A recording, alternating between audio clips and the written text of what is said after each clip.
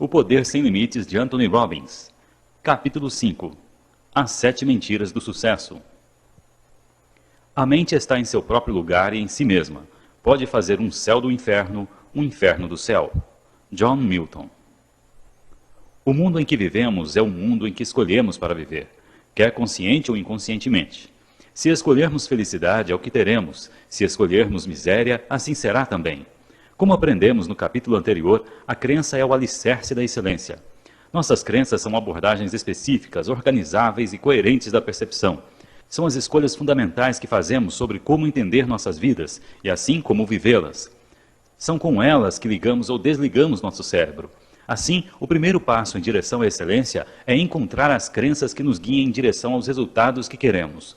O caminho para o sucesso consiste em saber que resultados se deseja, agir, ver que resultados está conseguindo e ter flexibilidade para mudar até se ter sucesso. O mesmo é verdade para as crenças. Você tem que encontrar as crenças que apoiam seu resultado, as crenças que o levem aonde você quer ir. Se suas crenças não fazem isso, você tem de apagá-las e tentar alguma coisa nova. As pessoas às vezes ficam desconcertadas quando falo sobre as mentiras do sucesso. Quem quer viver de mentiras? Mas tudo que quero dizer é que não sabemos como o mundo é na realidade. Não sabemos se a linha é côncava ou convexa. Não sabemos se nossas crenças são verdadeiras ou falsas. No entanto, o que podemos saber é se elas funcionam, se nos apoiam, se fazem nossas vidas mais ricas, se nos fazem pessoas melhores, se ajudam a nós e aos outros. A palavra mentira é usada neste capítulo como um consistente lembrete de que não sabemos ao certo como são as coisas com exatidão. Uma vez que sabemos que a linha é côncava, por exemplo, não estamos mais livres para vê-la como convexa. A palavra mentira não significa ser enganoso ou desonesto. Antes, é uma maneira útil de nos lembrar que não importa o quanto acreditemos num conceito, devemos ser abertos para outras possibilidades e o contínuo aprendizado. Sugiro que olhe para estas 7 crenças e decida se são úteis para você. Encontrei-as repetidas vezes em pessoas de sucesso e as modelei. Para modelar excelência, temos de começar com os sistemas de crenças da excelência. Descobri que estas 7 crenças fortaleceram pessoas a usar, fazer mais, adotar maiores medidas e produzir maiores resultados. Não estou dizendo que são as únicas crenças úteis do sucesso, mas são um começo. Elas funcionaram para outros e gostaria que visse se funcionam para você. Crença 1. Tudo acontece por uma razão e um fim, e isso nos serve. Lembra-se da história de W. Mitchell? Qual foi a crença central que o ajudou a superar a adversidade? Ele decidiu aproveitar o que acontecera e trabalhar com isso a seu favor de todo modo que pudesse. Da mesma forma, todas as pessoas de sucesso têm a estranha capacidade de focalizar o que é possível numa situação, que resultados positivos podem vir dela. Não importa quão negativo seja o retorno ou o feedback que tragam de seu ambiente, elas pensam em termos de possibilidade. Pensam que tudo acontece por uma razão e isso as satisfaz. Acreditam que toda adversidade contém a semente de um benefício equivalente ou maior. Posso garantir-lhe que as pessoas que conseguem resultados relevantes pensam dessa forma. Pense sobre isso em sua própria vida. Há um infinito número de maneiras de reagir a cada situação. Digamos que sua firma falha ao tentar conseguir um contrato com o qual você tinha contado, um contrato que você estava certo que merecia. Alguns de nós ficariam magoados e frustrados. Podemos sentar em casa e lastimar, ou sair e nos embebedar. Alguns ficariam loucos. Podemos culpar a companhia que julgou o contrato, imaginando que são um bando de indivíduos ignorantes e irresponsáveis. Ou podemos nos culpar por arruinarmos uma coisa tida como certa. Tudo isso pode nos ajudar a desabafar um pouco, mas não resolverá o problema. Não nos deixa mais próximos do resultado desejado. É preciso muita disciplina para sermos capazes de refazermos nossos passos, aprender as lições penosas, reparar as falhas e dar uma boa olhada nas novas possibilidades. Mas é a única maneira de extrair um resultado positivo do que parecia um resultado negativo.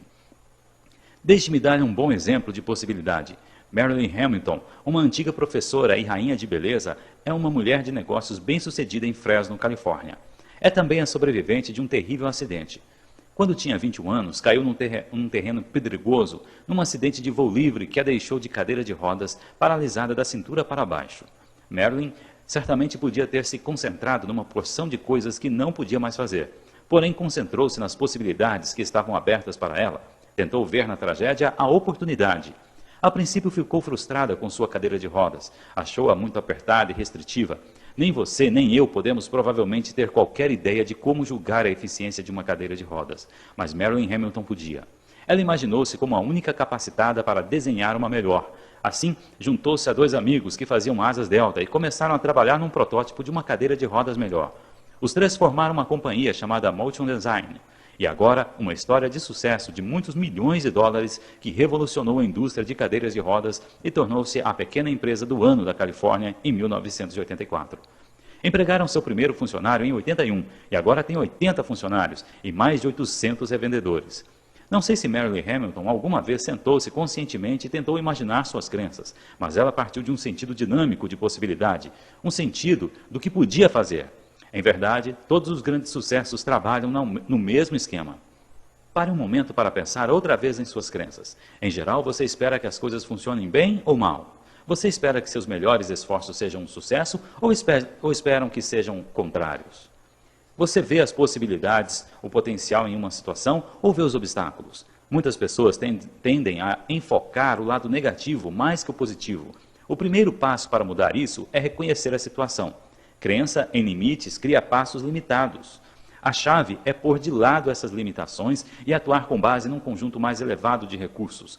Em nossa cultura, os líderes são as pessoas que veem as possibilidades, que podem ir a um deserto e ver um jardim. Acha isso impossível? O que aconteceu em Israel? Se você tiver uma forte crença na possibilidade, é certo que poderá consegui-la. Crença número 2. Não há essa coisa chamada fracasso. Há somente resultados. Esta crença é quase um corolário do número 1, e é também importante em si mesma. Muitas pessoas em nossa cultura foram programadas para temer essa coisa chamada fracasso. No entanto, todos nós podemos pensar em ocasiões em que quisemos uma coisa e conseguimos outra. Fomos todos reprovados num teste, sofremos por um romance frustrante que não deu certo, montamos um plano de negócios para ver tudo sair errado. Usei as palavras efeito e resultados porque é o que as pessoas bem-sucedidas veem. Elas não veem fracasso, não acreditam nele. Isso não conta. As pessoas sempre conseguem alcançar algum tipo de resultado. Os supersucessos de nossa cultura não são pessoas que não falham, mas simplesmente pessoas que sabem que se tentarem alguma coisa e não obtiverem o resultado desejado, pelo menos tiveram uma experiência de aprendizado. Elas usam o que aprenderam e tentam alguma outra coisa, tomam algumas novas medidas e produzem alguns novos resultados. Pense nisso. Qual é o único item, o único benefício que você tem hoje a mais que ontem? A resposta é clara, é a experiência. Pessoas que temem o fracasso fazem com antecedência representações internas do que poderá não funcionar. É isso que não lhes permite tomar a única medida que poderia assegurar o cumprimento de seus desejos. Você tem medo do fracasso? Bem, como se sente sobre o aprendizado? Você pode aprender com cada experiência humana e pode, por meio disso, ter sucesso em cada coisa que faça. Certa vez Mark Twain disse: não há visão mais triste do que um jovem pessimista. Ele estava certo. Pessoas que acreditam em fracasso têm quase garantida uma existência medíocre. Fracasso é alguma coisa que só não é percebida por pessoas que conseguiriam grandeza. Elas não residem com ele, não juntam emoções negativas a alguma coisa que não funciona. Deixe-me compartilhar com vocês a história da vida de alguém. Era um homem que faliu nos negócios com 31 anos de idade, foi derrotado numa eleição para o legislativo com 32 anos, faliu outra vez nos negócios aos 34, superou a morte de sua namorada aos 35, teve um colapso nervoso quando tinha 36, perdeu uma eleição com a idade de 38, perdeu nas eleições para o Congresso aos 43, 46 e 48 anos, perdeu uma disputa para o Senado com a idade de 55, fracassou na tentativa de tornar-se vice-presidente aos 56 anos, perdeu uma disputa senatorial aos 58 anos, foi eleito presidente dos Estados Unidos aos 60 anos. O nome do homem era Abraham Lincoln. Poderia ele ter tornado presidente se tivesse visto suas perdas nas eleições como fracassos? É pouco provável. Há uma famosa história sobre Thomas Edison. Após ter tentado 9.999 vezes aperfeiçoar a lâmpada e não ter conseguido, alguém lhe perguntou: você vai ter 10.000 fracassos? E ele respondeu: não, eu não falhei. Acabei de descobrir mais uma maneira de não inventar a lâmpada elétrica. Tinha descoberto como outro conjunto de ações produziram um resultado diferente. Nossas dúvidas são traidoras e nos fazem perder o bem que sempre poderíamos ganhar, por medo de tentar. William Shakespeare. Vencedores, líderes, mestres, pessoas com poder pessoal. Todos entendem que se você tentar alguma coisa e não conseguir o efeito que quer, isso é simplesmente feedback. Você usa essa informação para fazer distinções mais precisas sobre o que necessita para produzir os resultados que deseja. Certa vez, Buckminster Fuller escreveu: qualquer coisa que os seres humanos aprenderam, tiveram de aprendê-lo como consequência do processo de tentativa e erro. Os humanos só aprenderam através de erros. Algumas vezes aprendemos com nossos erros, outras vezes com os erros dos outros. Pare um minuto para refletir sobre os 5 maiores assim chamados fracassos de sua vida. O que aprendeu com essas experiências? É provável terem sido algumas das mais valiosas lições que aprendeu na vida. Fuller usa a metáfora do leme de um navio. Diz que quando o leme está em ângulo em relação a um outro lado, o navio tende a manter o rumo, sem a intenção do timoneiro. Ele tem de corrigir o rumo movendo-o para trás, em direção à posição original, em um processo interminável de ação e reação, ajustamento e correção. Imagine isso em sua vida.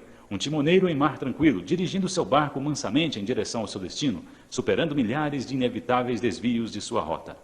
É uma imagem agradável e é um lindo modelo para o processo de viver com sucesso. Mas a maioria de nós não pensa dessa maneira. Cada erro, cada engano tende a fixar-se na bagagem emocional. É um fracasso que se reflete muito mal em nós. Muitas pessoas, por exemplo, ficam desanimadas porque são gordas. Suas atitudes com relação à obesidade não mudam em nada. Em vez disso, poderiam admitir o fato de que estão tendo sucesso na obtenção de um resultado chamado excesso de gordura e que agora vão conseguir um novo resultado chamado ser magro. Conseguiriam esse novo resultado praticando novas ações. Se você não estiver certo de que ações precisa para conseguir esse resultado, preste especial atenção ao capítulo 10, ou modele alguém que conseguiu o resultado chamado ser magro. Descubra que ações específicas essa pessoa consegue, mental e fisicamente, para permanecer magra. Consiga as mesmas ações e conseguirá os mesmos resultados. Enquanto encarar seu excesso de peso como um fracasso, você estará imobilizado. No entanto, no minuto em que mudá-lo para um resultado que conseguiu, portanto um resultado que você pode mudar outra vez, então seu sucesso estará garantido. A crença no fracasso é um modo de envenenar a mente. Quando armazenamos emoções negativas, afetamos nossa fisiologia, nosso processo mental e nosso estado. Uma das maiores limitações de grande parte das pessoas é seu modo de fracassar. O Dr. Robert Schuller, que ensina o conceito de pensamento de possibilidade, faz uma grande pergunta. O que você tentaria fazer se soubesse que não poderia fracassar? Pense nisso. Como responderia? Se realmente acreditasse que não poderia falhar, poderia adotar toda uma série nova de medidas e conseguir novos resultados desejados, fortalecedores. Não estaria você ficando melhor tentando-os? Não é essa a única maneira de crescer? Portanto, sugiro que comece a compreender agora que não existe coisa como fracasso. Há somente resultados. Você sempre produz um resultado. Se não é aquele que deseja, pode mudar suas ações e produzirá novos resultados. Corte a palavra fracasso, assinale a palavra resultado nesse livro e comprometa-se a aprender com toda a experiência. Crença número 3. Qualquer coisa que aconteça, assuma a responsabilidade. Outro atributo que os grandes líderes e realizadores têm em comum é que operam a partir da crença de que criaram o mundo deles. A frase que ouvirá com frequência é: sou responsável, cuidarei disso. Não é coincidência você ouvir o mesmo ponto de vista muitas vezes. Os realizadores tendem a acreditar que não importa o que aconteça, seja bom ou mal, eles o criaram. Se não realizaram isso com suas ações físicas, talvez o fizeram pelo nível e teor de seus pensamentos. Agora, não sei se isso é verdade. Nenhum cientista pode provar que seus pensamentos criaram nossa realidade. Mas é uma mentira útil. É uma crença fortalecedora. Por isso, prefiro acreditar nela. Acredito que geramos nossas experiências na vida, seja por comportamento ou pensamento, e que podemos aprender com todas elas. Se você não acredita que está criando o seu mundo, seja seus sucessos ou seus fracassos, então está à mercê das circunstâncias. As coisas simplesmente acontecem com você. Você é um objeto, não um sujeito. Deixe-me contar-lhe. Se eu tivesse essa crença, partiria agora e procuraria outra cultura, outro mundo, outro planeta. Por que ficar aqui se você é só o produto de forças externas do acaso? Assumir responsabilidade é, em minha opinião, uma das melhores medidas do poder e maturidade de uma pessoa. É também um exemplo de crença, apoiando outras crenças, de capacidade sinergética, de um sistema coerente de crenças. Se você não acredita em fracasso, se sabe que atingirá seu efeito, não tem nada a perder e tudo a ganhar, assumindo responsabilidade. Se você estiver no controle, terá sucesso. John F. Kennedy tinha seu sistema de crenças.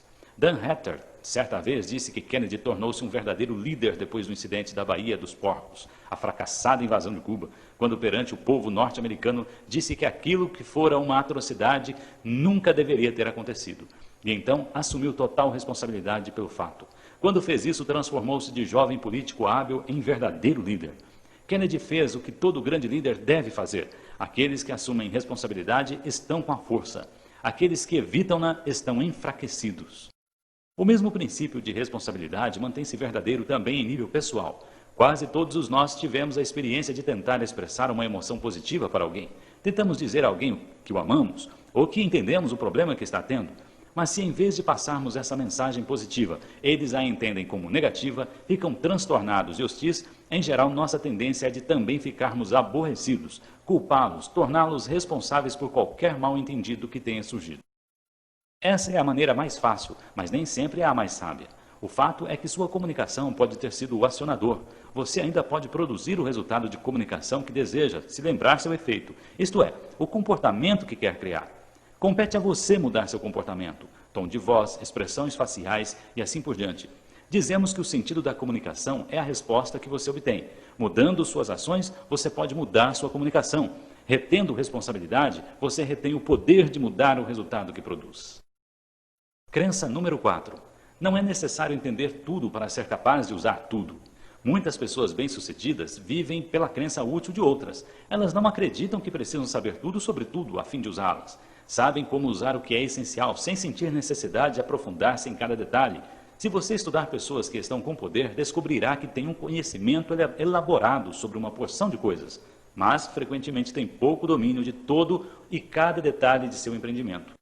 Falamos no primeiro capítulo sobre como a modelagem pode economizar para as pessoas um de nossos insubstituíveis recursos, o tempo. Observando as pessoas de sucesso a fim de descobrir que ações específicas criam para conseguir resultados, nós tornamos capazes de duplicar suas ações e assim seus resultados, em muito menos tempo. Tempo é uma das coisas que ninguém pode criar para você, mas realizadores invariavelmente conseguem ser ávaros de tempo. Eles extraem a essência de uma situação, tiram o que precisam e não se detêm no resto. É claro que se estiverem intricados com alguma coisa, se quiserem entender como um motor funciona ou como um produto é manufaturado, usam um tempo extra para aprender. Mas estão sempre conscientes do que mais precisam, sempre sabem o que é essencial e o que não é. Aposto que se eu lhe perguntar como funciona a eletricidade, você virá com alguma coisa entre uma resposta confusa e uma esquemática. Mas, de qualquer forma, está feliz por poder dar um toque no interruptor e acender as luzes. Duvido que muitos de vocês estejam agora sentados em suas casas, ouvindo esse livro à luz de velas. Pessoas de sucesso são boas em fazer distinções entre o que é necessário para elas entenderem o que não é. A fim de eficientemente usar as informações deste livro e de usar tudo o que você é nesta vida, deve descobrir que há um equilíbrio entre o uso e conhecimento. Você pode passar todo o seu tempo estudando as raízes, ou pode aprender a colher o fruto. Pessoas de sucesso não são sempre as de maiores informações ou maior conhecimento. É provável que haja muitos cientistas e engenheiros de Stanford que saibam mais sobre componentes de circuito de computadores do que Steve Jobs, mas eles são alguns dos mais eficientes em usar o que têm. São eles os que conseguem resultados. Crença número 5. As pessoas são os seus maiores recursos. Indivíduos de excelência, isto é, pessoas que conseguem resultados notáveis, quase universalmente têm um tremendo senso de respeito e apreciação pelas pessoas. Tem um senso de equipe, de interesse comum e unidade. Se há alguma perspicácia no conteúdo da nova geração de livros sobre negócios, é que não há sucesso duradouro sem relação entre as pessoas e que a maneira de ser bem-sucedido é formar uma equipe de sucesso que esteja trabalhando junto. Todos nós vimos relatórios sobre fábricas japonesas, onde trabalhadores e diretoria fazem as refeições no mesmo refeitório e o fato que ambos se entrosam para avaliar desempenhos. Seus sucessos refletem as maravilhas que podem ser realizadas quando respeitam as pessoas em vez de tentar manipulá-las. Quando Thomas Peters e Robert Waterman Jr. apuraram os fatores que tornaram grandes as empresas, uma das coisas-chave que encontraram foi a intensa atenção para com as pessoas. Dificilmente há um tema mais penetrante em empresas excelentes do que o respeito pelo indivíduo. Eles escreveram: empresas bem-sucedidas são aquelas que tratam as pessoas com respeito e dignidade, que olham seus empregados como sócios, não como ferramentas. Notaram que num estudo 18 dos 20 executivos da Hewlett-Packard entrevistados disseram que o sucesso da companhia estava na filosofia orientada a pessoas adotada pela HP. A HP não é um varejo negociando com o público ou uma companhia de serviços dependendo de boa vontade. É um negócio dentro das mais complexas fronteiras da moderna tecnologia. Mas mesmo lá, está claro que lidar com eficiência com pessoas é visto como um desafio predominante. Como muitas das crenças apresentadas aqui, esta agora é mais fácil de fingir-se que é aceita do que adotada na realidade. É fácil concordar com a ideia de tratar as pessoas, sejam de sua família ou no serviço, com respeito. Não é sempre tão fácil fazê-lo. Enquanto você lê ou ouve esse livro, tenha em mente a imagem de um timoneiro ajustando a rota de seu navio enquanto ele se desloca em direção ao destino. Com a vida é a mesma coisa. Temos de nos manter alertas, reajustar nosso comportamento e recalibrar nossas rotas para termos certezas de estarmos indo onde queremos. Dizer que trata as pessoas com respeito e fazê-lo não é a mesma coisa. Os que são bem-sucedidos são mais eficientes em dizer aos outros: como podemos fazer isso melhor? Como podemos solucionar isso? Como podemos conseguir resultados melhores? Eles sabem que um homem sozinho, não importa quão brilhante seja, será difícil igualar os talentos juntos de uma equipe eficiente. Crença número 6. Trabalho é prazer. Você conhece alguma pessoa que tenha grande sucesso fazendo o que odeia? Eu não. Uma das chaves do sucesso é fazer um casamento bem-sucedido entre o que se faz e o que se gosta. Pablo Picasso certa vez disse: quando trabalho, descanso. Fazer nada ou entreter visitantes deixa-me cansado. Podemos não pintar tão bem como Picasso, mas todos nós podemos fazer o melhor para encontrar um trabalho que nos revigore e anime. Sempre podemos trazer para o que quer que façamos no trabalho muitos dos aspectos do que fazemos no prazer. Mark Twain disse certa vez: o segredo do sucesso é fazer de sua vocação sua distração. É isso que as pessoas bem-sucedidas parecem fazer. Fala-se muito sobre maníacos por trabalho nesses dias, e há pessoas para quem o trabalho tornou-se algo como uma obsessão pouco saudável. Parecem não conhecer nenhum prazer em seu trabalho, mas chegam ao ponto de não poderem fazer mais nada. Investigadores estão encontrando coisas surpreendentes sobre esses loucos por trabalho. Há alguns que parecem loucamente viciados no trabalho porque o amam. Isso desafia-os, deixa-os excitados e motivados. Veem o trabalho de modo como a maioria de nós olha o prazer, como uma maneira de expandir-se, aprender novas coisas, explorar novos caminhos. Há tipos de trabalho que conduzem mais a isso do que a outros. A chave é dirigir seu caminho para aqueles empregos e é aí que aqueles espirais ascendentes começam. Se você pode encontrar meios criativos para fazer seu trabalho, isso o ajudará a progredir em direção a trabalhos ainda melhores. Se você acha que o trabalho é algo enfadonho e só uma maneira de trazer sustento, é provável que nunca será alguma coisa mais. Falamos antes sobre a natureza sinérgica de um sistema de crença coerente e a maneira positiva como as crenças apoiam outras crenças positivas. Este é outro exemplo. Não penso que existam quaisquer trabalhos sem alternativas. Há somente pessoas que perderam o senso de possibilidade, pessoas que decidiram não assumir responsabilidades, pessoas que decidiram acreditar no fracasso. Não estou sugerindo que você deva se tornar um maníaco por trabalho. Não estou sugerindo que você deva fazer seu mundo girar em torno de seu trabalho. Mas estou sugerindo que enriquecerá seu mundo e trabalho se trouxer para ele a mesma curiosidade e vitalidade que traz para seu lazer. Crença número 7. Não há sucesso permanente sem confiança. Indivíduos que têm sucesso têm crença no poder da confiança. Se há uma única crença que parece quase inseparável do sucesso, é a de que não há grande sucesso sem grande confiança. Se você olhar para as mais bem-sucedidas pessoas em qualquer campo, descobrirá que não são necessariamente as melhores e as mais brilhantes, as mais rápidas e nem as mais fortes. Descobrirá que são aquelas com a maior confiança. A grande bailarina russa Anna Pavlov disse certa vez: se perseguir um objetivo sem parar, esse é o segredo do sucesso. É só outra maneira de exprimir nossa fórmula do sucesso definitivo: conhecer seu efeito, modelar o que funcione, tomar medidas, desenvolver o sentido de perspicácia para saber o que está conseguindo e continuar aprimorando até conseguir o que se quer. Vemos isso em qualquer campo, mesmo naqueles onde a habilidade natural parece ter o maior domínio. Nos esportes, por exemplo, o que faz Larry Bird, um dos maiores jogadores de basquete? Muitas pessoas ainda estão imaginando: ele é lento, não pode pular. No mundo de donzelas graciosas, ele algumas vezes parece estar jogando em câmera lenta. Mas quando chega o momento exato, Larry Bird tem sucesso porque tem uma confiança imensa na vitória. Ele pratica com afinco, tem mais obstinação mental, joga com mais garra, ele quer mais. Consegue mais de suas habilidades do que quase todos os outros.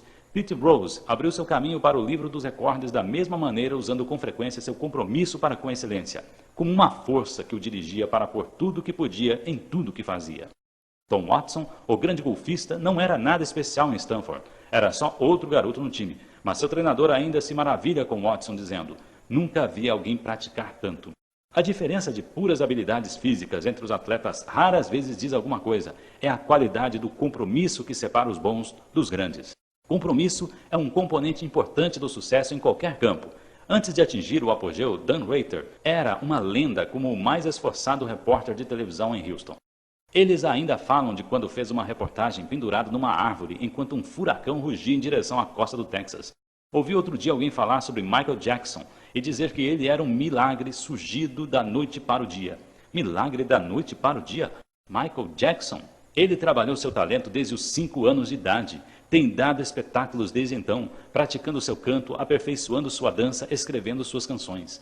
É claro que tinha algum talento natural. Ele também cresceu num ambiente que o ajudou e desenvolveu sistemas de crença que o estimularam. Teve muitos modelos de sucesso disponíveis, teve uma família que o guiou, mas o pano de fundo era que ele queria pagar o preço. Gosto de usar a expressão WIT, What It Takes, isto é, o que for necessário. As pessoas bem-sucedidas estão a fim de fazer o que for necessário para ter sucesso, sem, claro, prejudicar alguém. Isso, tanto quanto alguma outra coisa, é o que as distingue das outras. Existem mais crenças que favorecem a excelência? Claro que sim. Quanto mais você pensa nelas, tanto melhor. Através desse livro, você deve ficar ciente de distinções adicionais ou critérios que pode utilizar. Lembre-se, o sucesso deixa pistas. Estude aqueles que são um sucesso. Descubra as crenças-chave que tem e que intensificam a habilidade para tomar medidas efetivas consistentemente e produzir resultados relevantes.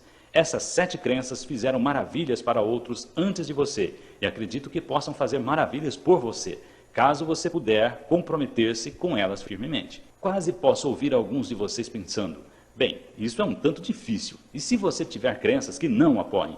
E se suas crenças forem negativas e não positivas? Como mudamos as crenças? Mas você já deu o primeiro passo, que é estar consciente. Você sabe o que quer. O segundo passo agora é a ação, aprendendo a controlar suas representações internas e crenças, aprendendo como dirigir seu cérebro.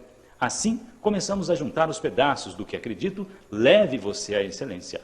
Comecemos com a ideia de que a informação é o bem dos reis, que mestres comunicadores são aqueles que sabem o que querem e que tomam medidas efetivas, variando seu comportamento até obterem resultados.